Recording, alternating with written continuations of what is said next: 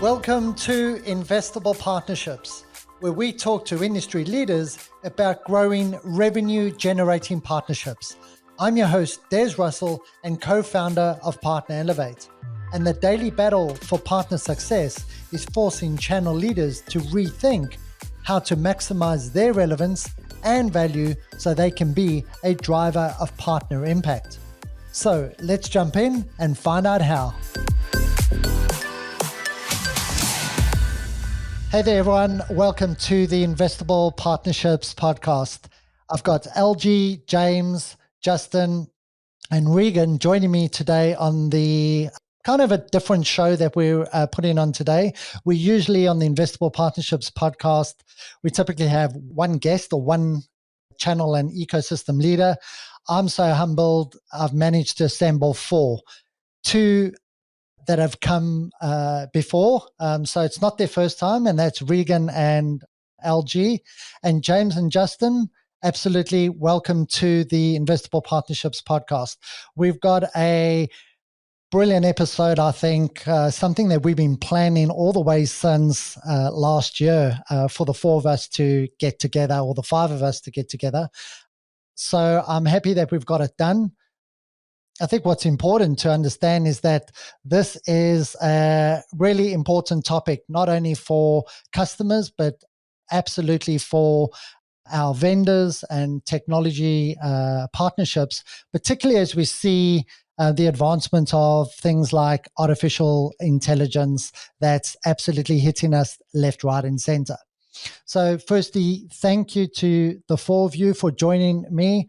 It's already February. I can't believe it. Some of you are starting your fiscal year. Some of you are midway through the quarter, and some are getting ready to get to the sales kickoff. So I really appreciate your time, gentlemen, and thank you for joining me. But I'm going to hand over the mic to you, and I'd love you to go around and let's give our listeners a understanding of who you are, your role in your organization, and we can kick off from there. Let's start with LG. Thanks, Des, and thanks for having me again. It's a pleasure joining this crew today, who I've been working for over 2 years now, which is fantastic. So I'm LG. I am the head of cloud partners for Okta in EP-8, and I look after, obviously, the relationship with AWS and that of our extended technology partners like CrowdStrike and Zscaler. Cool.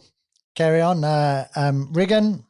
Awesome. Thanks, Des. Good to be back again. So I'm actually, if you haven't seen the previous podcast, the Senior Partner Development Manager here at AWS across APJ, working across security and DevOps and observability partners, and Okta being one of mine. And this partnership, this trio here is, I think, one of the great experiments, I guess, that we undertook probably 12 months ago. It's been really exciting to see the progress and get these gentlemen on the podcast today.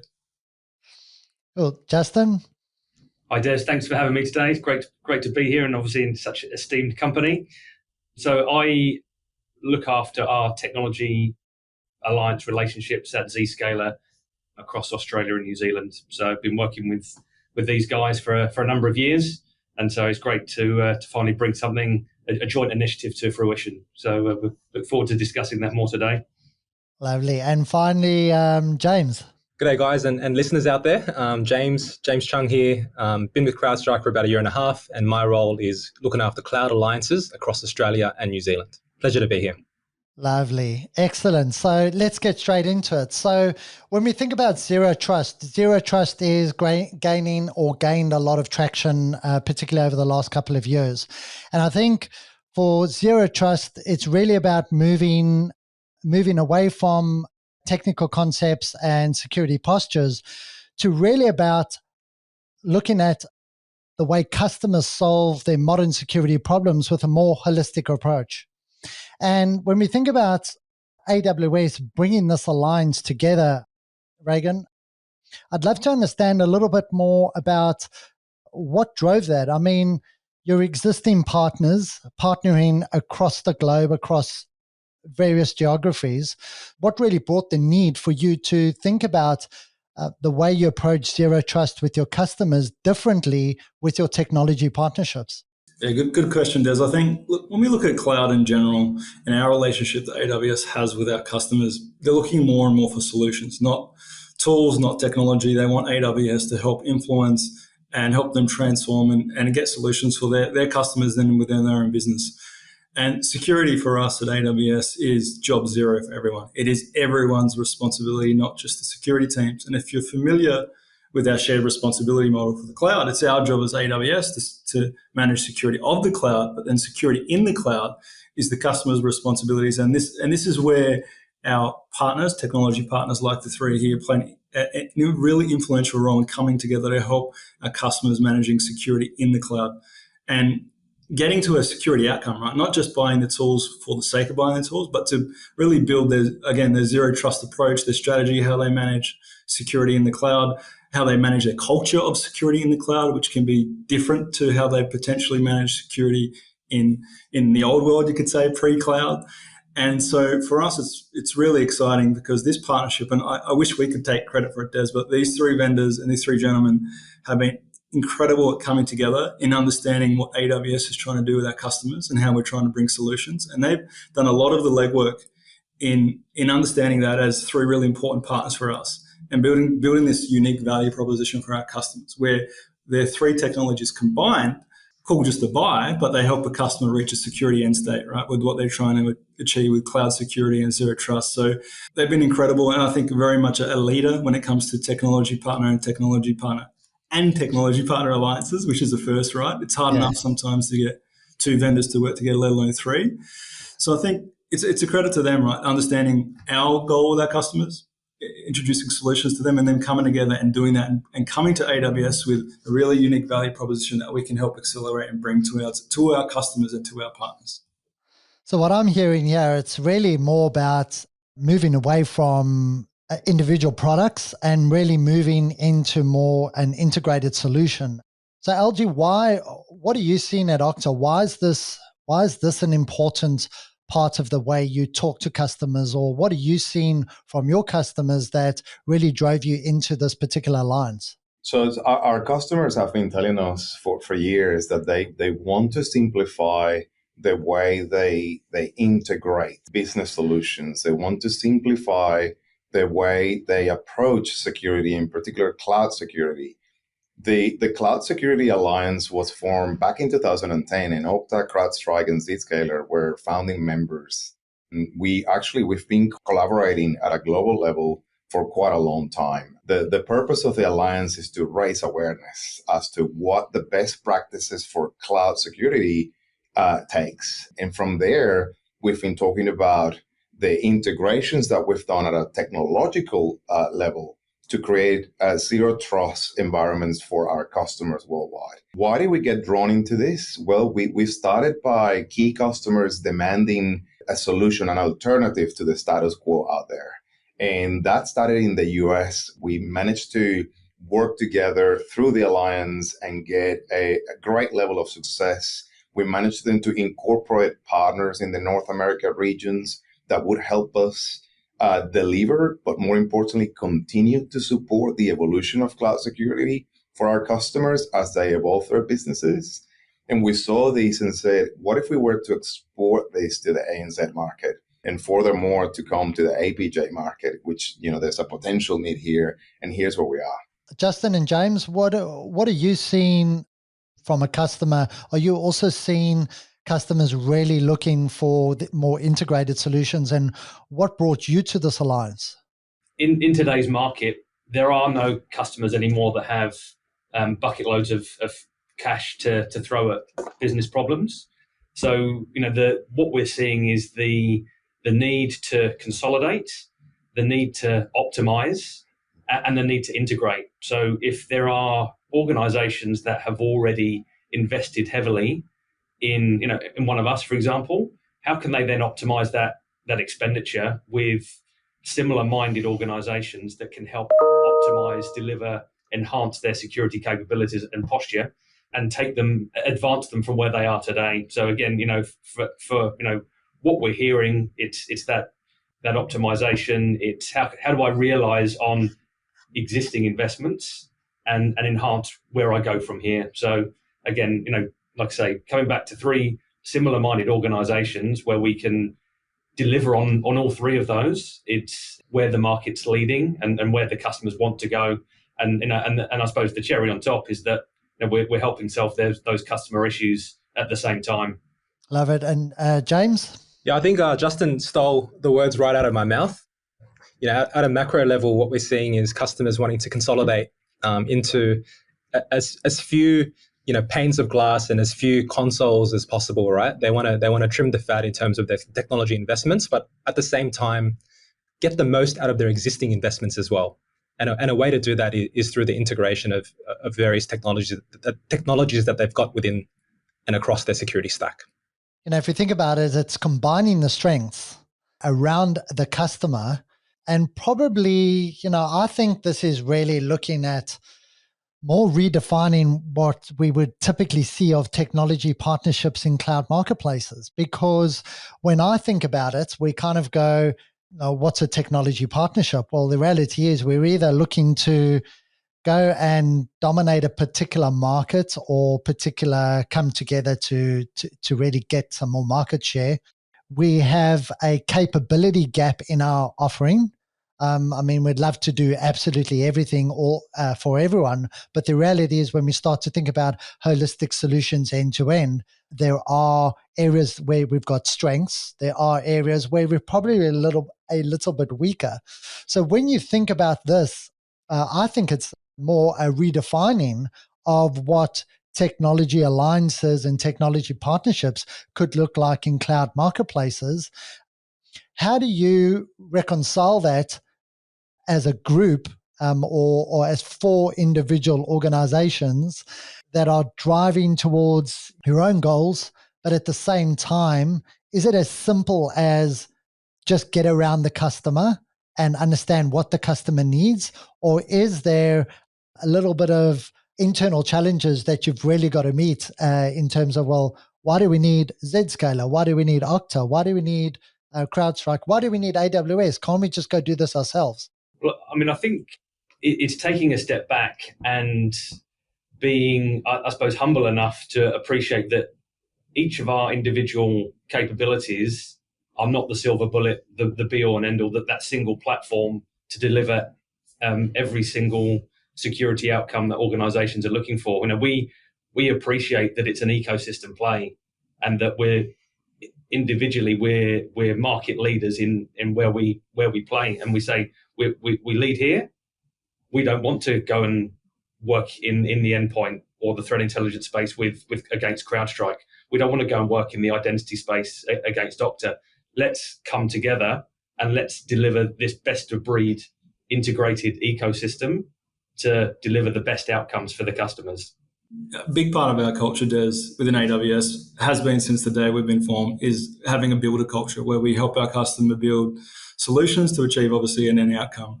And when you think of AWS's portfolio of products, we have 200 plus services that a customer can build on top of.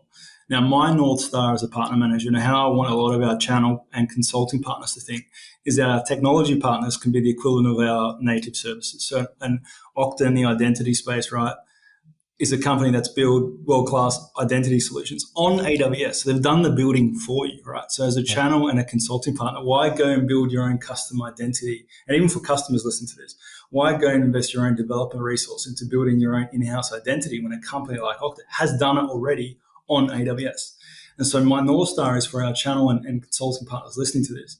Think about our marketplace and our ISV partners like the three here, the equivalent of a native service. The same way you build on compute and storage and databases, you've got these world-class security solutions already in your AWS portfolio that you can integrate into how you're delivering on AWS and cloud. And just to add to that as well, having been in the industry for, over 2 decades now, showing my age. You're giving my age away now, LG. Yeah, exactly. You see that many tech organizations have integrations, right, with multiple businesses out there. But the reality is very rarely they talk to customers about the importance, the relevance of having something proven, tested, ready to go that solves a specific problem. And what I'm very passionate about here is that we're actually doing this. We're actually going, not only each of us have integrated on the AWS platform, we've integrated ourselves as well. And so we've got an end-to-end solution that works, has been tested multiple times, enormous customer success, but yet nobody's talking about that narrative till now outside of the US. But to help answer that question as well, and I wanted to add to what Justin said, I think it takes people as well to drive something like this. And people from all angles, not just the four of us, but an extended team of people that are behind this, our technical resources, our marketing resources, our sellers, our product engineering groups, our strategic groups. But recently we've learned through this as well, this is kind of new on how we're marketing a solution positioning as opposed to a specific product. And we've concluded that the need for a localized partner to help us join all the dots and help us channel and funnel a conversation with that particular customer, it's certainly elevating the way that we position this and accelerating how we get traction with those customers. Because it is a journey, right? To adopt cloud security, it's not an endpoint, it's an ongoing effort. And so we're here to help. We're here to continue to position solutions that help, but ultimately we need that overseen structure, and that's provided by a partner. And so there's a lot to talk in terms of, hey, is it just the vendors, or is there a power underneath that actually is holding all of this together and helping those customers? Yeah, absolutely. I think we'll absolutely double click on there, because I think that it's it's that last, how do you get to the customer? Who is at the coal face with the customer? It's not only vendors, it's not only partners, there's sometimes multiple partners. So I want to hear from James and Justin, when you think about what LG has said around aligning your internal organization, this is probably a strategic partnership or an alliance that is it right to say that this has come at an executive level down, or is this something that's come from the field up? Both. Both. We're obviously hearing it filter down from leadership at a global level, but obviously there's with LG bringing the crew together initially at a ground level, driving interest at customer events and diving into the topic a little bit deeper with stakeholders at AWS as well, whether it's in line with what they're seeing from their customers also. Yeah, that would be my answer. And I think, all of our sales teams are talking to similar folk at end user organizations. And so it's a great way for them to come together and swap intel and collaborate and understand, is what I'm hearing true? Is what you're hearing going to help me enhance my talk track or the narrative back into that customer or that prospect, or even back to the partner? So again, I think that local collaboration is where the rubber meets the road, and where this has got the potential to accelerate. Absolutely love it. I think it's a bit of an outside in kind of approach. We put the customer at the center, and I talk about this quite often with guests on the podcast and that. And even though we are building capability in our channels for our technology to go and solve particular customers' problems, and we're integrating an ecosystem approach to doing that, the reality is that being clear on what the customer's problem is and how that customer's problem can be solved requires a little bit of humility. I think you mentioned that before, Justin. A bit of humility to kind of go, these are my strengths, these are my particular weaknesses. But it also requires a very much a listening approach, which I don't know we always see in partnerships and alliances, right? And I see, Reagan, you're smiling here, and it's this concept to really understand what others are seeing in the market, what others are hearing from customers, and being able to go, well, am I open to understanding truly what that problem actually is? We probably lean on quite a bit from, we kind of think hyperscale, three biggest hyperscale cloud marketplaces. So from an AWS point of view, we're listening to what AWS is saying. But Regan, how are you reconciling that internally where you go, well, actually, yeah, we might be, one of the biggest cloud marketplaces in the globe, but we still have an opportunity to listen and learn from our partners. Absolutely.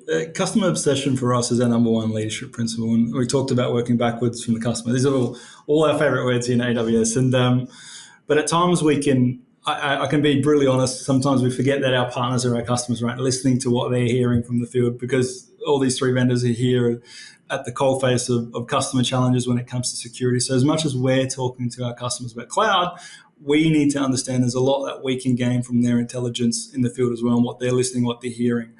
And like in any good partnership, I think it's marrying insights in the middle, what we're seeing, what our partners are seeing, coming together and understanding how we can bring both, all four of us, I say not both, bring value to the table for our customers. And I've got to give credit to the three here, because having worked in partnerships now for many years, a lot of partners can want, particularly from someone like AWS. What's AWS going to do for us? But these three vendors here have done an incredible job in spending time with us, understanding how we're going to customers with a real solution focus, and building that value proposition and coming back to us and saying, hey, here at AWS, we have this trilogy, this alliance where we can help your customer get to an end state. And so they've made my job really easy as a PDM to then take that messaging, which aligns with what we're hearing day in, day out internally into my business. Whereas if they were a little bit combative and had their own way of doing things, it makes my job as a partner manager a little bit harder, right? Because they're challenging the status quo of the way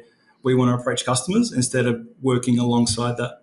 And so for any partnership professional listening is listen to your point, listen to what all your vendors and your partners are telling you, how they're going to market, what challenges they're talking to customers about, and try and meet in the middle there. Try and help the vendor or any partner you're working with solve their problems as well as your own.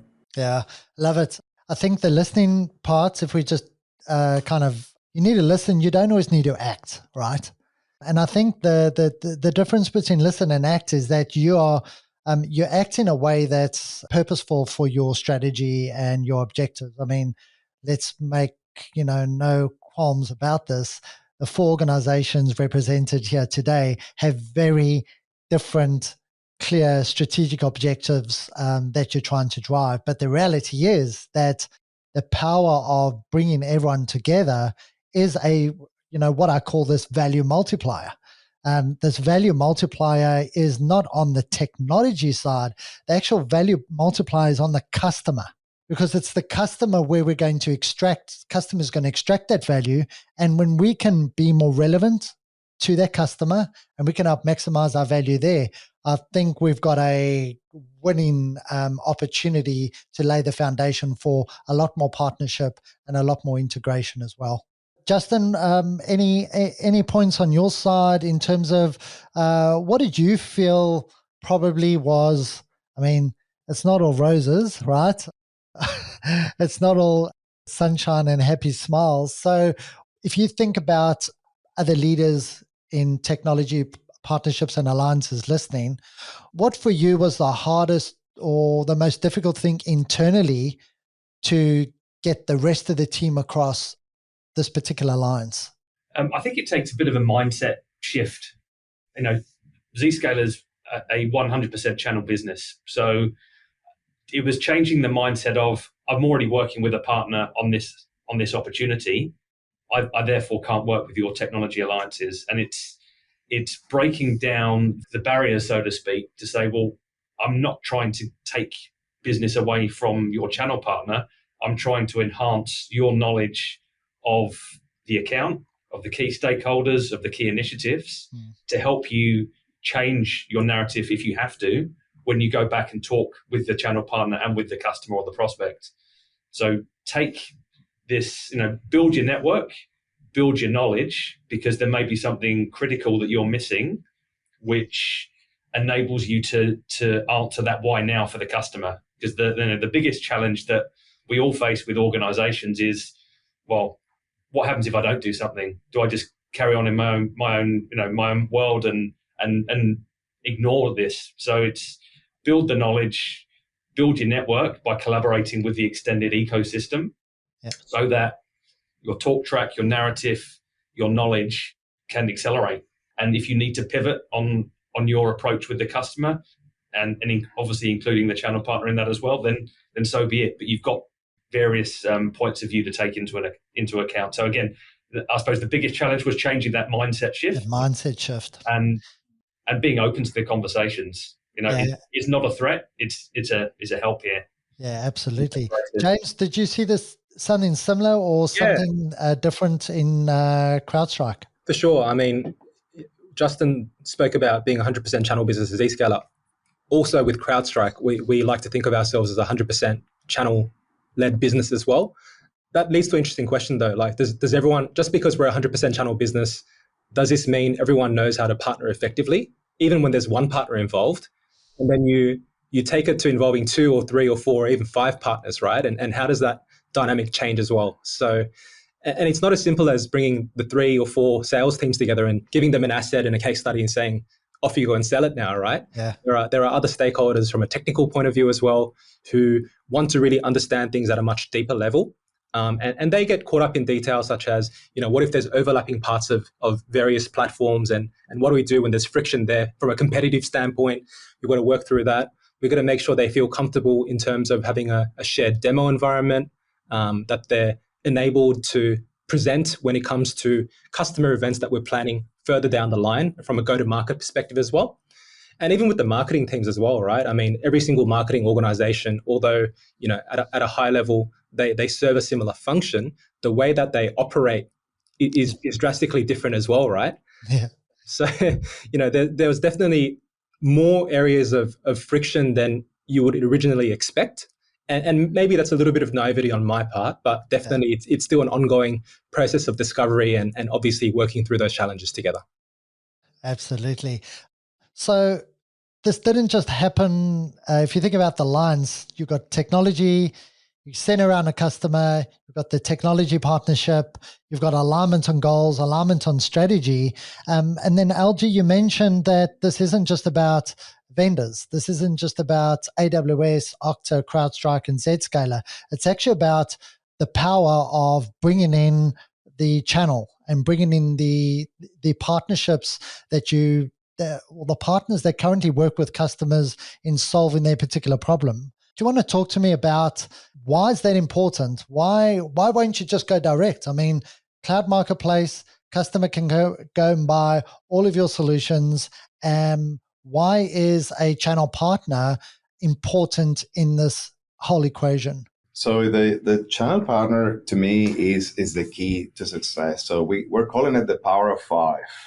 And perhaps a good follow-up from this is we should bring our channel partners into another session of this podcast and see their perspective. Yeah, absolutely. But the power of 5 is about resourcing, us being the specialists. And yes, we do have the integration. We know exactly how it benefits our customers. But in a world that is so busy today, we're all specialists in our own center. By leveraging a common partner, we're actually leveraging their expertise in how to position this from a customer standpoint. You and I had a chat the other day about translating and how translating means everything. And I think the partner, the system integrator here, has that core expertise to translate all of our specialist knowledge into business language, right? And communicate that effectively to that particular customer. So to me, that's been the key. Certainly the people, certainly the initiatives, everything we've planned and everything we'll continue to do. But without the channel partner, this doesn't scale. Can I just say I love that? It's the first time I've heard you say that, OG. Translating, even though we all speak English, we can all agree within our own companies we are speaking different languages. What's important for an alliance person and a channel person is very different language for a salesperson, a sales leader. So I'd never thought of it that way. Great. And inside the organization, right? Try to translate what does that mean for me in terms of my role when we're pooling resources to support us, right? And so there's so much translation that takes place, but the channel partner can certainly help scale. We actually we were talking about this yesterday about a customer success story that it was the channel partner that said, here's what zero trust means for this particular customer at this very moment. And from that, we were able to all come in and say, all right, let's just narrow the focus to to do this now, right? And so that is just amazing. We work with the channel at Partner Elevate a lot, and there is actually, when you think about what's happening, cloud marketplace, kind of think about where all the opportunity is being locked in, and the opportunity for channel partners to be part of it is in cloud marketplaces. And there is this myth that it's destroying the opportunity for channel partners to work with vendors in a way that they were more likely used to work with, which was, let's go and do our show me your list, I'll show you my list. We'll look at where we work together. We'll look at where we don't work together. We'll go after the white space.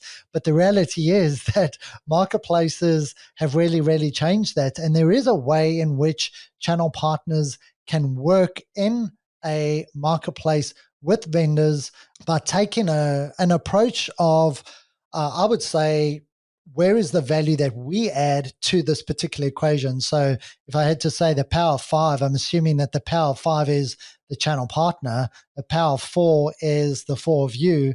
So that 4 plus 1 is really where the opportunity lies there. At Zscaler, you mentioned that you're a 100% channel. Do you see friction with your channel partners in this marketplace kind of world?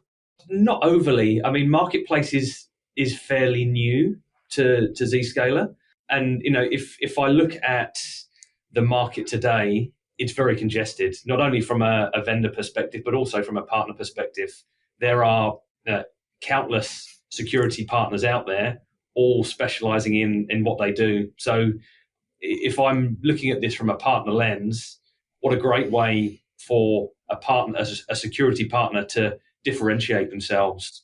So, not only by coming together with the group here, but to list it on marketplace, which is gaining more and more foot traffic, on a regular basis. So if they can elevate themselves by leveraging, and I call it a new platform, what a way for them to be able to stand out and raise questions of, okay, right, so this partner's got a zero trust offering on marketplace. What does that mean? What does that mean for me? Does that mean I've got one throat to choke effectively to deliver all of these outcomes? Fantastic. That means I don't have to deal with a partner for this, a partner for that, a partner for that. It's all under one house. It's all with one person. How easy is that? That's optimizing my time. That's optimizing my procurement cycle. Yeah. This is the way I need to go because I don't have enough hours in the day to get everything done. Yeah, absolutely. And at CrowdStrike, what are you guys seeing? AWS Marketplace, with that, we're probably a bit more of a mature partner when it comes to adoption of Cloud Marketplace. With our partner ecosystem, adoption's been pretty rock solid as well. Obviously, there are going to be some partners who prefer to operate outside of Marketplace, whereas there are going to be partners who lead with the AWS Marketplace conversation. But really, when we spoke about being 100% channel, that doesn't mean that our sales team can simply leverage AWS Marketplace and go direct through there. For us, we don't count that as leading with channel and being 100% partner-led, right? So for every single AWS Marketplace transaction that we do end up doing, it must also involve a channel resale partner as well. So that's removed quite a lot of the friction and resistance from channel that you typically see around potentially seeing, the threat of resale margin being taken away from them. But at the same time, it's a procurement vehicle at the end of the day that adds value to the customer, gives them better economies of scale. So if you put that to the side, you already touched on it, Des. That's out of the way now. So it's now on the channel partner to add value in different ways, right? Yeah. And if we look at the most successful channel partners in region for CrowdStrike, not only are they relatively early and large adopters of the AWS Marketplace, but they've got a very broad and diverse and rock solid services catalog that they can build around that as well. And many of those partners have also started moving their services onto AWS Marketplace also. Marketplace as well. Yeah, absolutely. So we've got a bunch of... That's the cherry on top, I think, from a partner lens, is the services.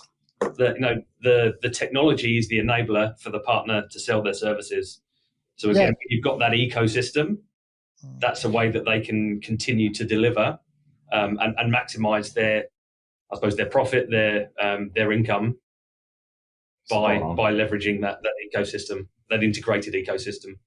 Can I just add, these two gentlemen have done a fantastic job answering this question, because this is something AWS wants to work with channel partners. Like, marketplace itself is not there to disrupt or cut out channel partners. It's there to maximize customer value. And yourself as a channel partner reseller, I think you should definitely spend time understanding how we're trying to help customers maximize value with marketplace. Embed that as part of the way that you sell and options you can offer a customer. And we're there to work with them, absolutely. And it's built functionally and feature-wise to support channel partners. And these partners have done an incredible job at taking that messaging out to their own channels. And so when we can't scale, right? AWS, we don't have the scale not to work with channel partners. So we absolutely want to see you as a partner professional or a channel partner listening to this as a part of the way we go to market with Marketplace.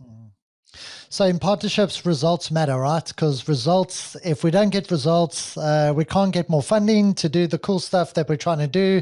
So whenever we think about new programs, new alliances, what are the results? So what are you seeing? Maybe each of you can just give a view of what is the type of impact that you're actually seeing with this alliance today? We're seeing a strong positive feedback from the customers and the extended partner ecosystem that we've touched upon to bring this up as a solution, as a go-to-market motion. We're actually, if I can do a plug-in, and happy for you, Des, to share this on the show notes. We're actually having 3 customer events coming up in Australia. So that's Sydney, Melbourne, and Brisbane.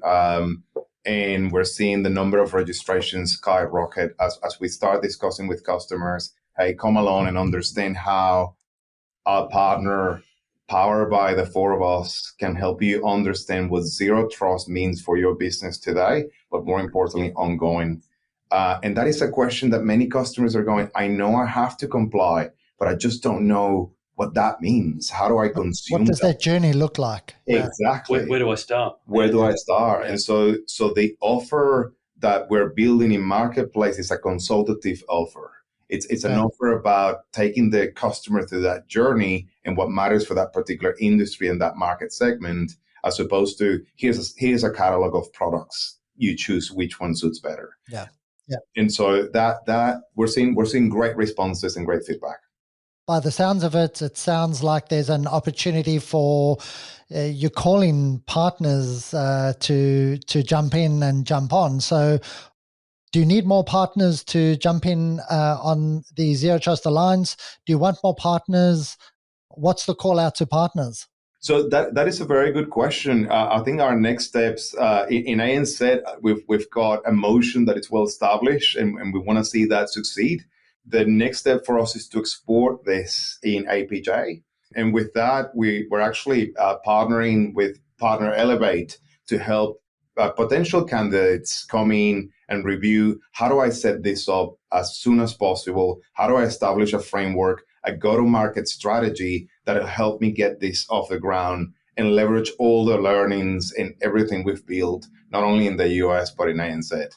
So if there are any partners in APJ that are listening to this and they want to get in touch, again, feel free to plug in some of those details and how. I'll put that in the show notes. Yeah.